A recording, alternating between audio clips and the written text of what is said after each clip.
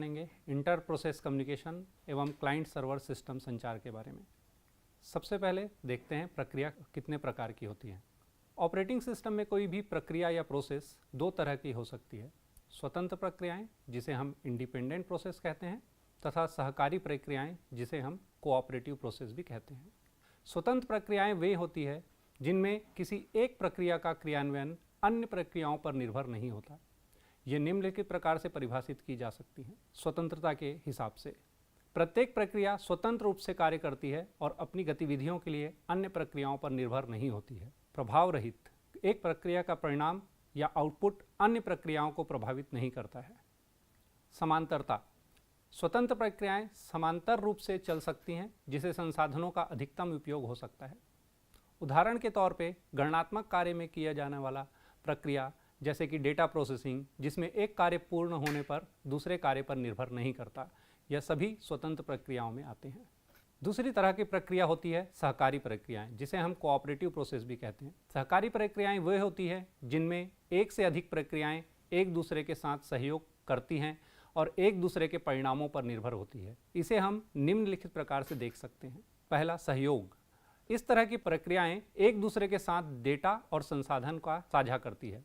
संचार, प्रक्रियाओं के बीच प्रभावी रूप से संचार आवश्यक है ताकि वे समन्वित रूप से कार्य कर सकें। इसके अलावा इन तरह की प्रक्रियाओं में आपसी निर्भरता भी होती है। एक प्रक्रिया का परिणाम दूसरे प्रक्रिया के लिए आवश्यक होता है। यद्यपि आप ऐसा सोच सकते हैं कि वो प्रोसेस जो स्वतंत्र रूप से कार्य कर रही हैं वे ज़्यादा एफिशिएंसी देती होंगी, लेकिन असल में देखा जाए तो कोऑपरेटिंग प्रोसेस ज़्यादा एफिशिएंसी देती है और इनको ही कंप्यूटेशनल गति एवं सुविधा और मॉड्यूलरिटी बढ़ाने के लिए इस्तेमाल किया जाता रहा है। Inter process communication. Inter process communication एक ऐसा मैकेनिज्म है जो प्रोसेस को एक दूसरे से संवाद करने की अनुमति देता है और उनके एक्शन को सिंक्रोनाइज करता है। इन प्रोसेस के बीच का संचार को उनके बीच कोऑपरेशन व्यवहार की तरह देखा जा सकता है। प्रोसेस एक दूसरे से कम्युनिकेट करने के लिए दो तरह के रास्ते यूज़ कर सकती है। पहला, शेयर्ड मेमोरी को यूज़ करके और दूसरा मैसेज पासिंग को यूज़ करके। नीचे दिए गए चित्र में आप देख सकते हैं कि प्रोसेस के बीच शेयर्ड मेमोरी और मैसेज पासिंग के द्वारा कैसे कम्युनिकेशन होता है। जैसे कि इस चित्र में दर्शाया गया है, अगर कोई प्रक्रिया ए प्रक्रिया बी से कुछ डेटा या कुछ इन्फॉर्मेशन को शेयर करना चाहती है, साझा करना चाहती है, तो अगर हम शेयर्ड मेमोरी का यूज़ करते हैं तो इस समय शेयर्ड मेमोरी एक ऐसा मेमोरी स्पेस होता है जिसे दोनों प्रक्रियाएं यूज़ कर सकती है, देख सकती है। प्रोसेस ए जो भी डेटा को शेयर करना चाहती है उसको वह शेयर्ड मेमोरी में डाल देती है और प्रोसेस बी वहाँ से उस डेटा को आसानी से देख सकती है और यूज़ कर सकती है। जबकि आप मैसेज पासिंग में देखें तो अगर प्रोसेस ए को प्रोसेस बी से बात करनी है या कुछ डेटा शेयर करना है तो वह इसके लिए कर्नल का उपयोग करते हैं। ये बिल्कुल आप उस तरह देख सकते हैं जैसे कि किसी पोस्ट ऑफिस में अगर आपको कोई लेटर देना है या किसी पत्र को एक दूसरे के पास भेजना है तो उस समय हम लेटर को लिखते हैं और पोस्ट बॉक्स में डाल देते हैं। वह प्रोसेस ए प्रोसेस बी से डायरेक्ट कम्युनिकेशन नहीं करती बल्कि कर्नल उस मैसेज को बी तक पहुंचाता है, बिल्कुल वैसे ही जैसे कि पोस्टमैन आपके चिट्ठियों को दूसरे तक पहुंचाता है। कोई भी ऑपरेटिंग सिस्टम यह दोनों ही यह चीज़ें यानी प्रोसेस और कम्युनिकेशन को इम्प्लीमेंट कर सकता है। पहले हम कम्युनिकेशन के शेयर्ड मेमोरी मेथड की चर्चा करेंगे और उसके बाद हम मैसेज पासिंग मेथड को जानेंगे। दो प्रोसेस के बीच शेयर्ड मेमोरी द्वारा कम्युनिकेशन के लिए प्रोसेस को कुछ वेरिएबल शेयर करने की ज़रूरत होती है और यह पूरी तरीके से इस पर निर्भर करता है प्रोग्रामर इसे किस तरीके से इम्प्लीमेंट कर रहा है। शेयर्ड मेमोरी के साथ कम्युनिकेशन, तो आइए देखते हैं हम अगर दो प्रोसेस को आपस में कम्युनिकेट करना हो और वह शेयर्ड मेमोरी का यूज़ कर रहे हैं इस कम्युनिकेशन के लिए तो वह कैसे एक दूसरे से संचार स्थापित कर सकते हैं। शेयर्ड मेमोरी के साथ कम्युनिकेशन करने का तरीका कुछ इस तरह होता है। मान लीजिए कि किसी प्रोसेस 1 को किसी प्रोसेस 2 से साथ में ही एग्जीक्यूट हो रहे हैं। अगर हमारे पास एक ऐसी प्रोसेस है प्रोसेस 1 और प्रोसेस 2 जो एक साथ एग्जीक्यूट हो रही है और वे किसी अन्य प्रोसेस से कुछ संसाधन साझा करते हैं या फिर कोई सूचना का उपयोग कर रहे हैं, तो मान लीजिए अब प्रोसेस 1 कुछ खास कंप्यूटेशनल और संसाधनों के बारे में सूचना इकट्ठा किया हुआ है जो कंप्यूटेशन में प्रयोग हो रहे हैं और उसे एक रिकॉर्ड की तरह रखा हुआ है। तो प्रोसेस ए इस सभी सूचनाओं को एक शेयर्ड मेमोरी में रख देगा। अगर प्रोसेस बी को या प्रोसेस 2 को इस सूचना की आवश्यकता होगी तो प्रोसेस 2 उस शेयर्ड सूचना को एक्सेस करने के लिए उस मेमोरी को यूज कर लेगा और प्रोसेस 2 शेयर्ड मेमोरी में जो रिकॉर्ड है उन्हें चेक करेगा और प्रोसेस 1 द्वारा दी गई सूचनाओं को नोट करेगा और उस हिसाब से अपना कार्य संपादित करेगा। तो इस तरीके से शेयर्ड मेमोरी एक कॉमन मेमोरी स्पेस होता है, एक ऐसा स्पेस होता है जिसे दोनों प्रोसेस किसी भी समय पर यूज कर सकती है अपनी सूचनाओं को आदान प्रदान करने के लिए। प्रोसेस शेयर्ड मेमोरी को किसी और प्रोसेस से सूचना निकालकर पढ़ने के लिए भी उपयोग कर सकते हैं और किसी दूसरे प्रोसेस को कोई सूचना देने के लिए भी इसका उपयोग किया जा सकता है। अब आइए शेयर्ड मेमोरी को एक उदाहरण के द्वारा समझते हैं कि यह कैसे कार्य करता है। शेयर्ड मेमोरी के लिए हम प्रोड्यूसर कंज्यूमर प्रॉब्लम का समाधान देखते हैं। प्रोड्यूसर कंज्यूमर प्रॉब्लम में दो तरीके की प्रोसेस चलती रहती है, एक प्रोड्यूसर की प्रोसेस और दूसरा कंज्यूमर की प्रोसेस। जैसे कि आपको नाम से ही पता है, प्रोड्यूसर वह प्रोसेस है जो किसी चीज़ का उत्पादन कर रही है और कंज्यूमर वह है जो किसी चीज़ को यूज़ कर रहा है या ले रहा है या खरीद रहा है। दोनों ही प्रोसेस एक कॉमन मेमोरी या स्पेस लोकेशन को अगर साझा करती है तो उस कॉमन लोकेशन को हम बफर कह सकते हैं। इस बफर में प्रोड्यूसर द्वारा प्रोड्यूस किया गया आइटम हम स्टोर करके रख सकते हैं और कंज्यूमर को जब भी उस आइटम की या उसकी ज़रूरत पड़ती है तो वह इसी स्पेस से उस आइटम को कंज्यूम कर सकता है। इस तरह के प्रॉब्लम को हम दो तरीके से सॉल्व कर सकते हैं। पहला वर्जन वह होता है जिसमें हम अनबाउंड बफर को यूज़ करते हैं। अनबाउंड बफर प्रॉब्लम में प्रोड्यूसर को आइटम प्रोड्यूस करते रहता है और बफर के अंदर साइज का कोई लिमिट नहीं है। इसका अर्थ यह है कि हमारे पास एक ऐसा गोदाम है जिसमें हम जितनी चाहे उतनी चीज़ें रख सकते हैं। तो इसका मतलब हमें कभी भी प्रोड्यूसर को या जो सामान बना रहा है उसे रोकने की ज़रूरत नहीं है, क्योंकि हमारे पास बहुत सारा स्पेस है जिसमें हम लोग सामान को रख सकते हैं, जिसे हम अनबाउंड बफर कहते हैं। और कंज्यूमर को ज़रूरत पड़ने पर वह यहाँ से सामान ले सकता है। दूसरे तरीके होता है बाउंडेड बफर। जब हमारे पास सीमित संख्या का गोदाम स्थित है जिसमें हमें पता है कि हम सीमित संख्या में ही आइटम को रख सकते हैं, तो इस समय प्रोड्यूसर एक निश्चित मात्रा में ही आइटम को प्रोड्यूस कर सकता है और उसके कंज्यूम होने का इंतजार करता है। जब भी वो आइटम कंज्यूम होता है, थोड़ा सा जगह खाली होती है, प्रोड्यूसर फिर से प्रोड्यूस करना चालू कर देता है। तो इस तरीके के प्रॉब्लम को हम प्रोड्यूसर कंज्यूमर प्रॉब्लम बोलते हैं। जैसे कि इस चित्र में आप देख सकते हैं, प्रोड्यूसर और कंज्यूमर दोनों एक ही स्थान को यूज़ कर रहे हैं।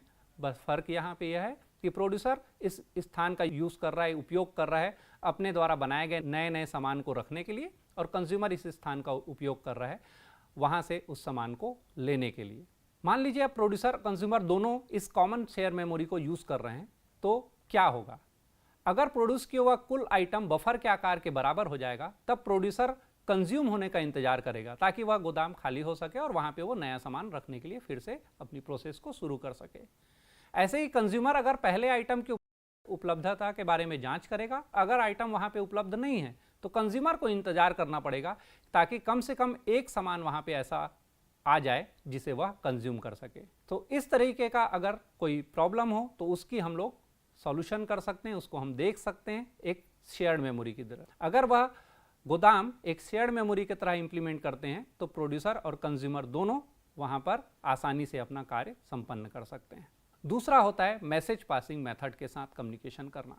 अब हम प्रोसेस के बीच मैसेज पासिंग द्वारा होने वाले कम्युनिकेशन की बात करेंगे। इस मेथड में प्रोसेस एक दूसरे से बिना किसी तरह के शेयर्ड मेमोरी का प्रयोग किए कम्युनिकेट करते हैं। अगर दो प्रोसेस P1 और P2 एक दूसरे से कम्युनिकेट करना चाहते हैं तो उनके बीच प्रक्रियाएं ऐसे होंगी। सबसे पहले तो एक कम्युनिकेशन लिंक को स्थापित किया जाएगा। अगर लिंक पहले से ही मौजूद है तो फिर इसे स्थापित करने की आवश्यकता नहीं होती है और इसे बेसिक प्रिमिटिव का उपयोग करके कम्युनिकेशन शुरू किया जा सकता है। इसमें हमें निम्नलिखित बातों का ध्यान रखना होगा। सबसे पहले हमारे पास एक सेंडर होना चाहिए जो एक सेंड फंक्शन के थ्रू कोई मैसेज को भेज सकता है। हमें इसमें यह ध्यान रखने की ज़रूरत है कि मैसेज के साथ उसके डेस्टिनेशन जहां हमें उसे पहुंचाना है उसका एड्रेस भी हमें देना होगा। दूसरा तरह का फंक्शन हम यूज़ करते हैं, उपयोग करते हैं, जिसे हम रिसीवर बोलते हैं। रिसीवर उस मैसेज को रीड करेगा और साथ में इसे यह भी पता होना चाहिए कि वह मैसेज कहाँ से आ रहा है, तो इसको हम होस्ट का एड्रेस बोलते हैं। जैसे कि इस डायग्राम के थ्रू हम इस डायग्राम के उपयोग करके इसको जान सकते हैं कि मैसेज पासिंग कैसे होता है। प्रोसेस ए ने कोई मैसेज बी को भेजना है तो ए पहले उस मैसेज को कर्नल को भेज देगा और कर्नल उस मैसेज को देखेगा और उसे पता करेगा कि ये किस प्रोसेस के लिए यह मैसेज लिखा गया है। उसका एड्रेस को वह पता करने के बाद उस मैसेज को प्रोसेस बी के एड्रेस तक पहुंचा देगा। यहाँ पर ए और बी दोनों सीधे संवाद नहीं कर सकते, दोनों को संवाद करने के लिए कर्नल की आवश्यकता होती है, जिसे हम मैसेज पासिंग सिस्टम बोलते हैं। यहाँ पर यह भी ध्यान रखना होगा कि मैसेज का साइज का आकार या तो निश्चित हो सकता है या तो वेरिएबल हो सकता है। अगर यह निश्चित आकार का मैसेज है तो यह ऑपरेटिंग सिस्टम डिज़ाइनर के लिए बहुत ही आसान होता है, लेकिन प्रोग्रामर के लिए बहुत मुश्किल होता है। और अगर ये वेरिएबल आकार का मैसेज है तब तो ये प्रोग्रामर के लिए बहुत आसान होता है, पर ऑपरेटिंग सिस्टम डिज़ाइनर के लिए यह काफ़ी कठिन कार्य हो जाता है। एक स्टैंडर्ड मैसेज के दो पार्ट हो सकते हैं, एक हेडर और बॉडी। हेडर का प्रयोग किस तरह का मैसेज है वह जानने के लिए, डेस्टिनेशन इस मैसेज को हमें कहाँ पहुँचाना है वह जानने के लिए, और यह मैसेज कहाँ से, किसने यह मैसेज भेजा है वह जानने के लिए, और मैसेज की लेंथ को जानने के लिए यूज़ होता है। इसके अलावा इसमें हेडर में कंट्रोल सूचना को भी स्टोर किया जाता है। कंट्रोल सूचना ऐसी चीज़ें होती है जैसे कि जब चीज़ें बफर स्पेस से ज़्यादा हो जाएं तब क्या करना है, क्रम संख्या, किसी मैसेज की क्या प्रायोरिटी है, ये सभी चीज़ हम कंट्रोल सिग्नल के थ्रू भेजते हैं। हेडर के अलावा दूसरा पार्ट मैसेज का होता है जिसे बॉडी बोलते हैं, या एक्चुअल वह मैसेज है जो सेंडर को रिसीवर तक पहुंचाना है, मतलब जो भेजने वाले को भेजना है वह मैसेज होता है। सामान्यतः इस टाइप के मैसेज जो होते हैं वो फीफो स्टाइल में भेजे जाते हैं। मैसेज पासिंग के प्रकार। मैसेज पासिंग को हम 4 तरीकों से विभाजित कर सकते हैं। पहला, कम्युनिकेशन लिंक के द्वारा मैसेज पासिंग। दूसरा, मैसेज के एक्सचेंजिंग के द्वारा मैसेज पासिंग। तीसरा, डायरेक्ट मैसेज पासिंग। और चौथा, इनडायरेक्ट मैसेज पासिंग। सबसे पहले हम देखते हैं कम्युनिकेशन लिंक के द्वारा मैसेज पासिंग कैसे की जाती है। इसमें सबसे पहले कम्युनिकेशन लिंक को बनाना होता है। यदि कम्युनिकेशन लिंक पहले से ही बनाया जा चुका है तो इसको दोबारा बनाने की कोई आवश्यकता नहीं होती है। प्रत्येक कम्युनिकेशन लिंक की एक कैपेसिटी होती है जिसके अंतर्गत यह पता किया जाता है कि कितने मैसेज सेंड किए जा सकते हैं। इसमें डेस्टिनेशन के मैसेज को सेंड किया जाता है और बाद में सेंडिंग प्रोसेस स्टार्ट हो जाती है, जिसके बाद मैसेज पासिंग मॉड्यूल के तहत मैसेज को प्रोसेस किया जाता है, जिसके बाद वह रिसीवर तक सफलतापूर्वक पहुंच जाता है। दूसरा तरीका होता है मैसेज के एक्सचेंजिंग द्वारा मैसेज पासिंग। इसमें मैसेज पासिंग 2 प्रकार से सिंक्रोनस तथा एसिंक्रोनस मैसेज पासिंग की जा सकती है। इसमें यदि किसी मैसेज को भेजना अथवा रिसीव करना हो, जो मैसेज अभी पास हो रहा है, तो भी ब्लॉकिंग और नॉन ब्लॉकिंग प्रोसेस दोनों में आ सकता है। ब्लॉकिंग को सिंक्रोनस मैसेज माना जाता है और सेंड किए गए मैसेज तब तक ब्लॉक रहते हैं जब तक कि वह रिसीवर उसे सफलतापूर्वक प्राप्त न कर ले।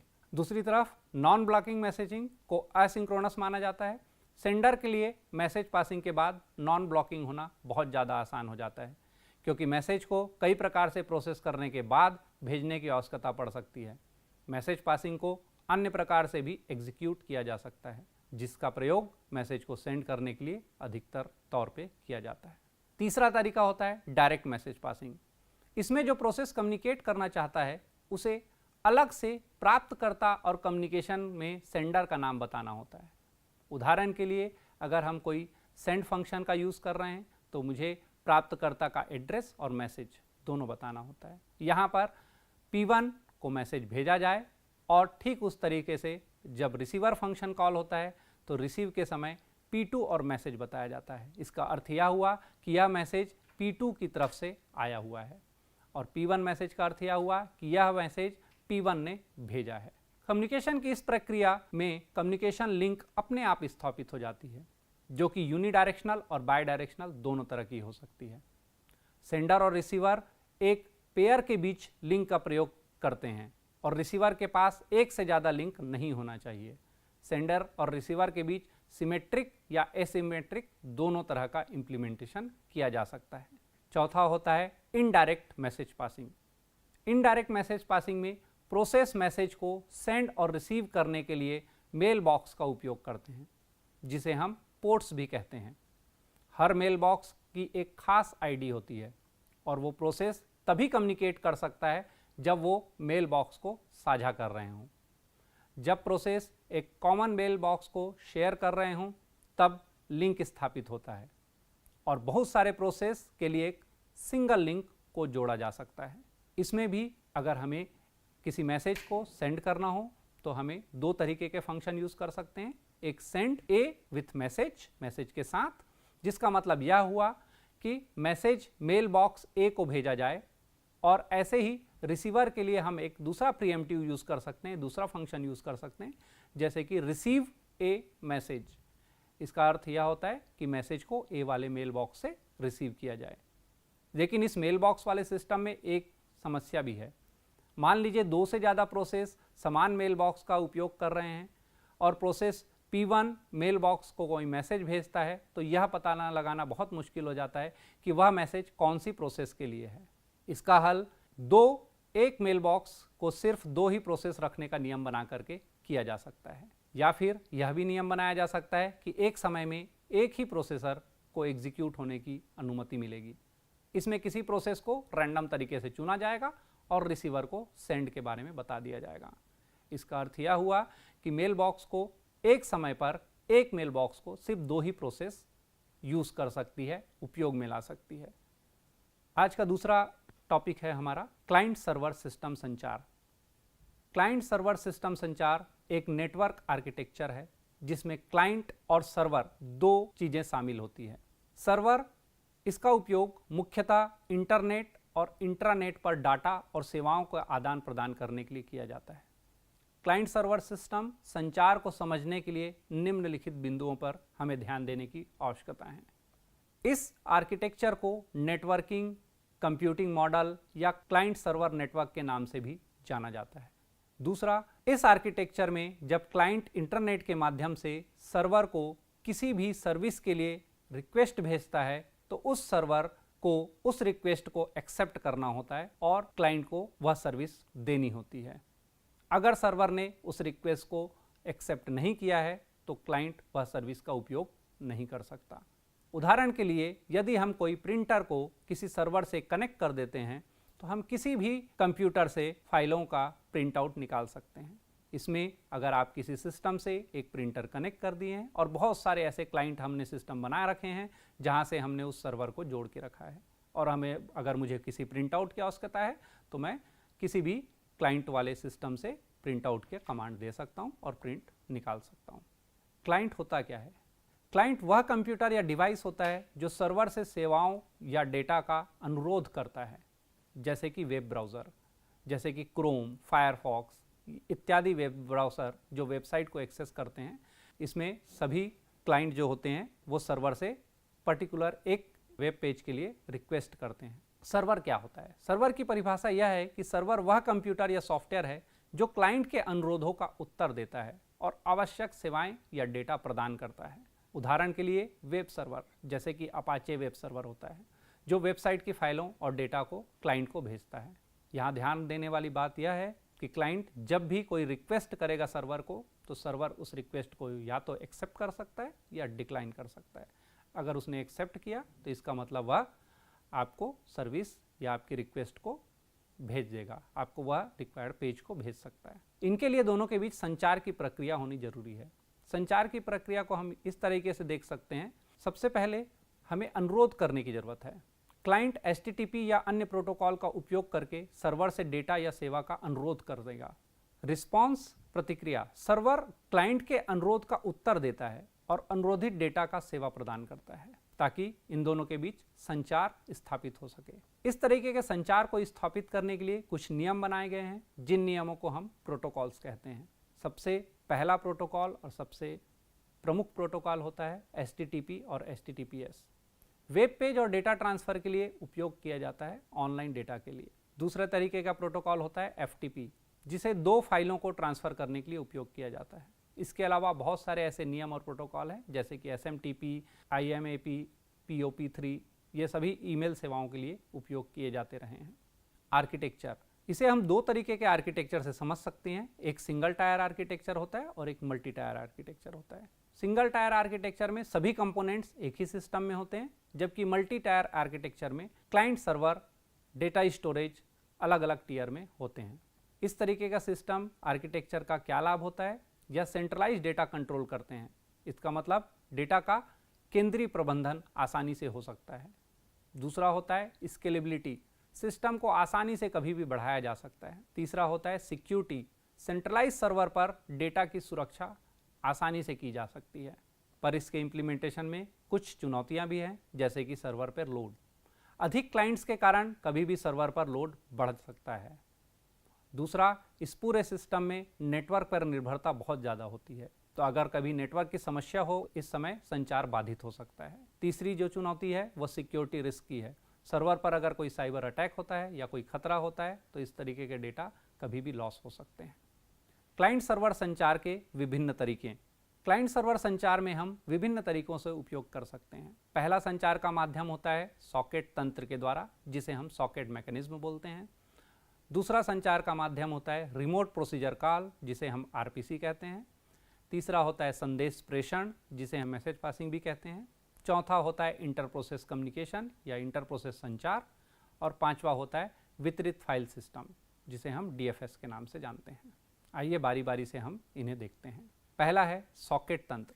सॉकेट दो मशीनों के बीच संचार के अंतिम बिंदु होते हैं। वे प्रक्रियाओं के लिए एक ही मशीन पर या इंटरनेट के माध्यम से एक दूसरे के साथ संवाद करने का एक तरीका प्रदान करते हैं। सॉकेट सर्वर और क्लाइंट के बीच बाई डायरेक्शनल या द्विदिश तरीके से डेटा स्थानांतरित करने के लिए संचार कनेक्शन को सक्षम करते हैं। जैसे कि इस चित्र के माध्यम से हम देख सकते हैं कि क्लाइंट और सर्वर के बीच में दो अंतिम बिंदु हैं सॉकेट, जिसके उपयोग करते हुए यह लोग डेटा को अपना ट्रांसफ़र कर रहे हैं। दूसरा माध्यम होता है सर्वर का कोड। सर्वर कोड एक टीसीपी सॉकेट बनाता है। सबसे पहले इसे स्थापित करने के लिए हम कुछ फंक्शंस का इस्तेमाल करते हैं, जैसे कि बाइंड फंक्शन में हमें होस्ट और पोर्ट दोनों देना होता है। यह सॉकेट को निर्दिष्ट होस्ट और पोर्ट पर बाइंड करता है।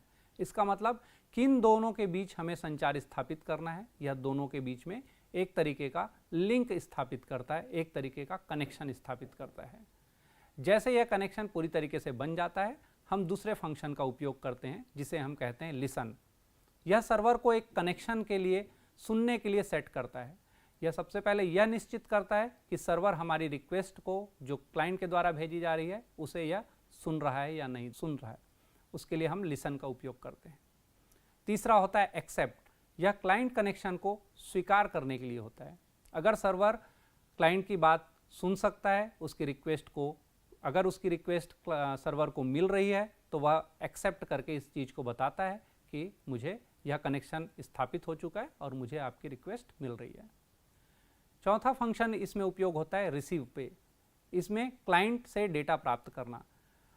सर्वर ने एक्सेप्ट किया है तो अब क्लाइंट के द्वारा जो भी डेटा भेजा गया है वह सर्वर पे मिल जाएगा और सर्वर उस डेटा को प्राप्त कर सकता है। पांचवा होता है सेंड मैसेज या क्लाइंट को डेटा भेजने के लिए उपयोग किया जाता है। क्लाइंट की तरफ भी एक प्रोग्रामिंग होती है जिसमें कनेक्ट फंक्शन का यूज़ करते हैं, जिसमें हमें होस्ट और पोर्ट देना होता है। यह सर्वर से कनेक्ट करने के लिए उपयोग किया जाता है। दूसरा, क्लाइंट की तरफ से दूसरा फंक्शन जो यूज़ होता है वह होता है सेंड मैसेज। यह सर्वर को डेटा भेजने के लिए उपयोग किया जाता है। और तीसरा फंक्शन क्लाइंट की तरफ से जो यूज़ होता है, उपयोग में लाया जाता है, वह होता है रिसीव।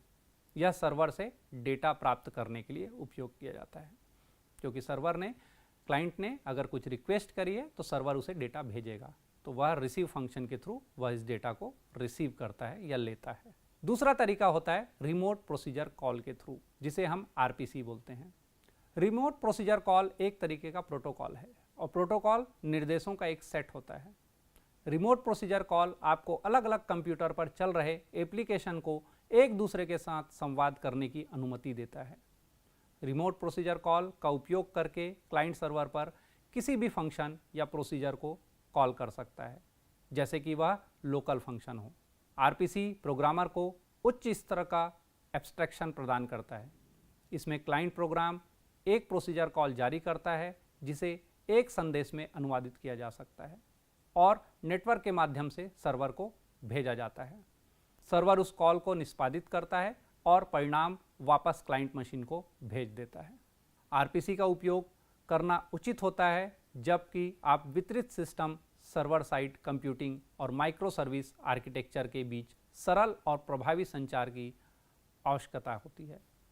यह आपको नेटवर्क की जटिलताओं को छिपा करके और रिमोट कॉल को सरल बना करके विकास प्रक्रिया को सरल करने में मदद करता है। आरपीसी का उपयोग कब करें? आरपीसी का उपयोग मुख्यतः वितरण सिस्टम प्रणाली में किया जाता है, जब आपको विभिन्न मशीनों पर चल रहे प्रोग्रामों के बीच संवाद स्थापित करने की आवश्यकता होती है। उदाहरण के लिए एक क्लाइंट एप्लीकेशन जो डेटा प्रोसेसिंग के लिए सर्वर को रिक्वेस्ट भेज रहा है, यहाँ पर हम आरपीसी का उपयोग करते हैं वितरित सिस्टम के लिए।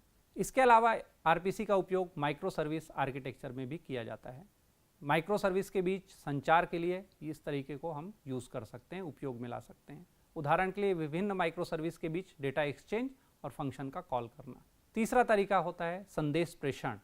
संदेश प्रेषण एक संचार की विधि है। इसमें मशीनें एक दूसरे के साथ संदेश भेजकर और प्राप्त करके संवाद करती है। यह दृष्टिकोण आमतौर पर समानांतर और वितरण प्रणालियों में उपयोग किया जाता है। इस दृष्टिकोण से सिस्टम के बीच में डेटा का आदान प्रदान संभव होता है। मैसेज पासिंग का उपयोग करके क्लाइंट और सर्वर के बीच संचार स्थापित करना एक प्रभावी तरीका है। यह विधि विभिन्न प्रक्रियाओं को एक दूसरे के साथ डेटा और संदेशों का आदान प्रदान करने की अनुमति देती है, जिसे वितरित सिस्टम में इंटर प्रोसेस कम्युनिकेशन को सरल बनाया जा सकता है। जैसे कि इस चित्र के माध्यम से हम देख सकते हैं, क्लाइंट और सर्वर के बीच मैसेज के थ्रू मैसेज का उपयोग करते हुए संदेश का आदान प्रदान किया जा रहा है। चौथा तरीका होता है प्रक्रियाओं के बीच संचार। प्रक्रियाओं के बीच संचार, जिसे हम आईपीसी या इंटर प्रोसेस कम्युनिकेशन भी कहते हैं, एक मशीन के भीतर प्रक्रियाओं के बीच संचार की अनुमति देता है और आईपीसी विभिन्न प्रक्रियाओं के बीच डेटा को साझा करने और एक साथ चल रही प्रक्रियाओं के बीच तालमेल स्थापित करने में सक्षम बनाता है। इसमें साझा मेमोरी, संदेश की कतारें, सीमाफोर और पाइप जैसी विधियां शामिल है। जैसे कि इस चित्र के माध्यम से हम देख सकते हैं कि किस तरीके से क्लाइंट और सर्वर के बीच आईपीसी के थ्रू इंटर प्रोसेस कम्युनिकेशन का उपयोग करते हुए संबंध स्थापित किया जाता है और मैसेज का आदान और प्रदान किया जाता है। पांचवा अंतिम तरीका होता है वितरित फाइल सिस्टम।